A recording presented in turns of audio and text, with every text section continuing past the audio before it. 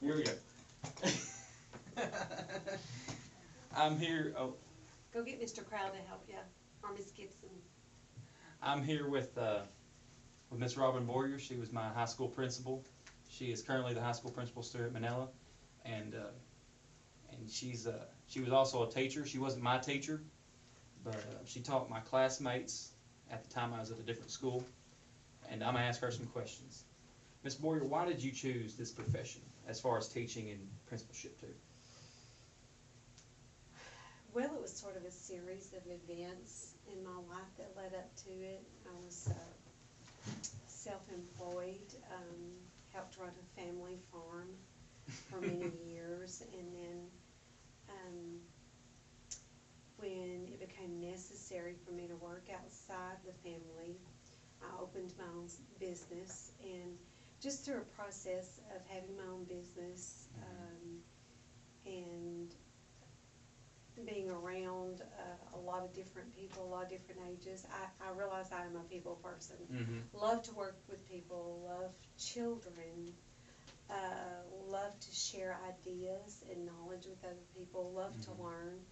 So it was just sort of a process when I put all of those things together about what I enjoyed. It was almost like an epiphany. Oh, I should be a teacher. So I don't know if that answers your question well, but it wasn't just something I always wanted to do. Yeah. I never really thought that much about it. Did you choose anything else, or was you, when you went into college, you were strictly going to be a teacher? At the very, yes, I was. From the get-go, you was going to be a teacher? Yes. Okay. Yes, but that did occur later in life after I was self-employed for some period of time. Okay. So how long was you a teacher, and now how long have you been a principal? Okay, this is, I'm finishing my 15th year, and I believe 8 of those years have been in administration without me just stopping and doing this. Yeah. I was a special education teacher first, math teacher second, and then started in assistant principalship, and then principalship. Okay. Where was you assistant principal at? At Manila. Here? Pre-K through 8th grade. Assistant principal for 3 years. Who was you under? Diane Baugher and Diane Wagner. I did not know that. What advice would you give me or any other person pursuing this profession as far as teaching and principalship? Well, they're two totally different animals. I know they both revolve around education, but in my opinion, of course, I think you have to be a teacher and you have to love teaching to administrate it. But there's a part of administration that you almost have to be cut out for it. Can't worry about hurting people's feelings too awfully much, or about people getting mad at you. Yeah. Maybe you might have to be a little thicker skinned, maybe to be an administrator. But what advice I would give you, don't go into it because you think it's an easy job. The old misnomer of teachers get off at 3:30 and have summers free is there's absolutely no truth to that. Any teacher in this day and time that's effective in their practice stays well after the bell. They're here well before the bell, and they work most all summer. Okay. Okay. What all subjects have you taught? As I said, I was special education teacher, K-12 and post-secondary. I taught at A&C. Okay. And when I began to consider the idea of going into administration, I knew that it would make me a better administrator to have experience in the general ed field, not just special ed. So I've taken several tests to get several different certifications. I have quite a few of those, and ended up teaching 7th grade math, 8th grade math, and pre-algebra. Okay. What all schools have you taught at? Just Manila and A&C? No, I started my teaching career in South Arkansas at Star City. I taught special education there, and then when I my husband and I made our life move back to Manila. It was mid-year, and Yeah. I was able to secure a job at Gosnell. Okay. The special ed teacher there had unexpectedly died. Mm. And so I taught there for a semester, and Manila called me and offered me a job here, and I've Okay. been at Manila Did you ever since. did you know anybody at Manila, or did you know about Manila before that? Well, I was born and raised here and graduated here, Well, and that's spent right. my whole life here, That's so. Well, then how? So you went from here to Monticello. I went from here to Star City, which is just 15 miles north, I believe. Yeah. The direction's wrong with Monticello. Mhm. My husband and I moved there to farm a family farm.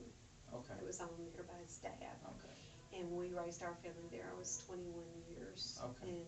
in the South Arkansas area, and then came full circle and moved back home.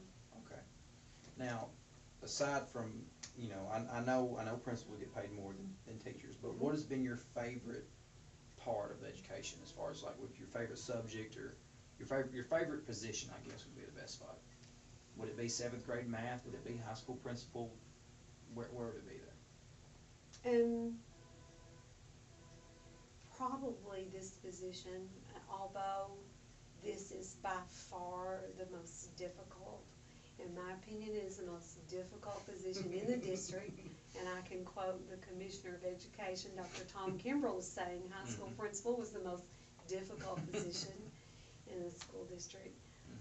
It's still been my favorite, because I feel like I can affect more change in this position.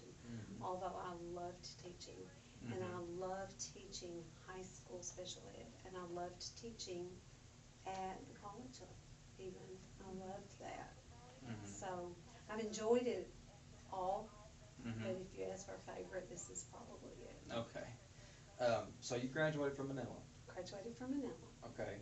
From Manila, you went to UAM, University of Arkansas Monticello. I did not, yes, many years later. But it was Arkansas A&M at the time?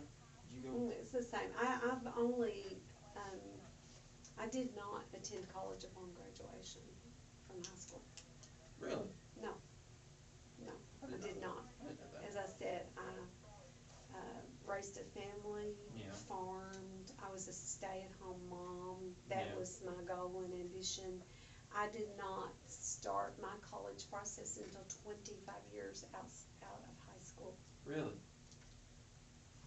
When you was Raised my 25 years family. old, or when you? 25 years after high school. Really? Yes. I closed my business in the summer, enrolled in the University of Monticello, and graduated 3 years later. I did not know that. Took So- mega hours, did it fast track. Oh, Had I both understand. one kid out of college, one that was about to graduate, one getting close to graduating college, and then I started. Okay. That's how I know I'm cramming 159 hours into 3.5 years. So it's a struggle right now for me, especially taking 18 this summer. Yeah.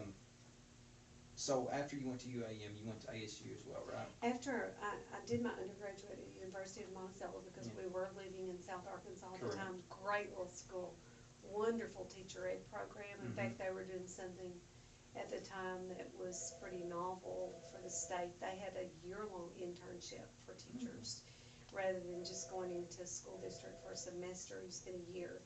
So you did all of your coursework was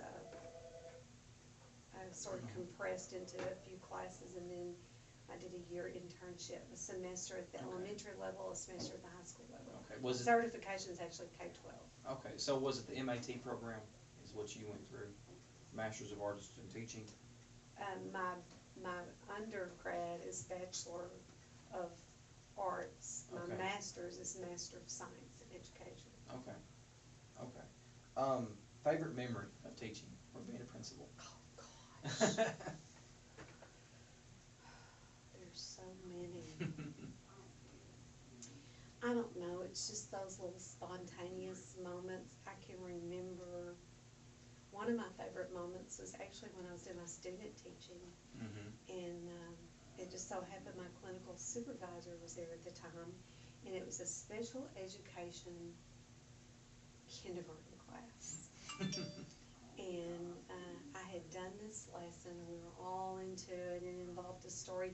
And when I finished, the students just broke out in applause, just spontaneously. And I won't ever forget that, because it was not practiced, it wasn't rehearsed, it happened at the perfect time. And it was great. It was just perfect ending to a teach. That's one. I just have so many.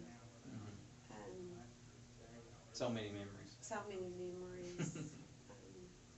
That I love being an administrator, just standing out in the hall and getting to see 300 and something kids a day. And growing. Are we growing? That's what I thought. Yeah. If you could change anything in your career, what would it be? I would have started earlier. Start earlier. I don't regret being a stay-at-home mom. Yeah. Kind of regret just not starting right out of, I don't know that I would have appreciated it right out of high school though, but I wish I'd have started a little earlier, because I would have gone on and got my PhD and really contemplated that when I finished my master's, and was encouraged to do so, because I would love to teach special ed at the university level. But I started a little late. So that would be maybe my only regret. Okay. And do you see a difference in today's teachers and the way they teach as to how you was taught and the way teachers were when you went to high school and school? I mean, is there more things they got to worry about as far as paperwork? Oh, and I see a difference in the profession. Yeah. If you talk about just teaching, Yeah. what I would say to you is good teachers now Yeah. are no different than good teachers then. But the profession itself has changed immensely. The requirements on teachers now and the accountability, it's unbelievable. And yes. Do you think there's more Paperwork. responsibility now as far as teachers? Oh, yes. Huge. Yes. Outside of just that contact with the student, I do. Gotcha. I do. Now, go ahead. Just for instance, and I don't want to give any inaccurate information, but teachers are required now to get 60 hours of professional development. Outside. A year? Yes. And I have heard that that's more than a physician is required to Really? obtain. It's a lot. It's a lot. Gotcha. And I just one more question off the top of my head. If you was to give me what would be your plan for me right now as I wouldn't call myself a junior or a senior or sophomore, but at the end of this summer, starting in August, I'll have 96 hours. You know, so I'm pretty much almost done with my degree. What would be the best way for me to get to where you are as fast as possible? What would be the road? Yes. Okay. First of all, finish what you're doing, obtain your degree, leave home to teach. That's probably some of the most valuable experience that I've gotten. It gives you different perspectives. So graduate, go somewhere, get a job, teach a few years, teach at every level, take every test that you can take to obtain certificates in teaching. And by that I mean, I don't know exactly what your certification's going to be. My degree will be Bachelor's of Arts in Physical Education with a minor in history, and I'll be math and science certified in middle school. In middle school? Yes. So my advice to you is to try to teach in all those different areas. I know that your ultimate goal, I think, is to be a coach or do something in the phys ed field, but you need to teach middle school math and science, and because all of those things will make you a better teacher. And when you're a better teacher, you'll be a better administrator. And my advice would be, don't stop. Don't stop, and enjoy the salary and enjoy the time. Keep going to school. Do it while you're young. Not only, well, you just have more years to enjoy it, and pays off quicker. Yeah. So that would be it. And I tell teachers that, young teachers that all the time, do it while you're young. Yeah.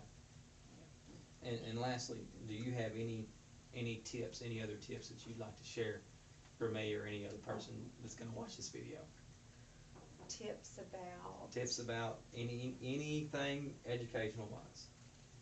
How to teach, how to go about things. It's all about relationships. It's all about relationships. And I could back that with research.